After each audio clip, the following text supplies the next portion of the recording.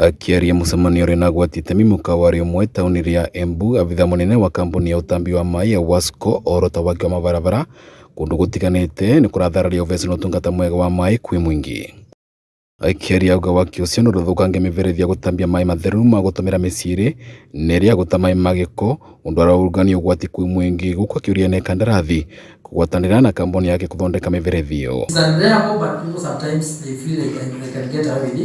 Maybe I wanted to highlight that EWASCO has been given the mandate by WASCO to regulate all the other water schemes in the county of MWENA.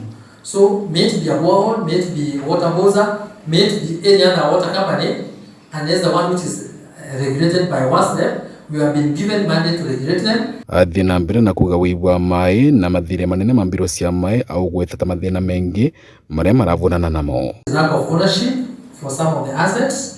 I think the board is really alive to this because even our head office, we don't have the title deed. I think it belongs to the ministry, to the provincial water office. So we still have to see how maybe the county can intervene. Every infrastructure has got a lifespan. So when the lifespan is achieved, you either have to go and access it, see how to improve, or you abandon. No atongoria marai mucemanio ucio makiuria kambuni yo kumbika mitaratara ya gutambia maai mienere gomeretwo ni mathina ma maai na undu umwe na kwandika andu na wigananiriku kuma miena yonthe niguo kuthiria mathina maria maumagira ma maai. We will be having running taps in Kambuni, and I hope this will go in tandem with the employment, because the last time I checked we have only one person working in the EWASCO. The last time I checked. Kuna yugo thirikari ya kaunti yathithuria ni igurite macini ya kunja ndovori cia maai niguo gutethereria kambuni ya WASCO kukinyeria mwingi maai matheru ma kunywa.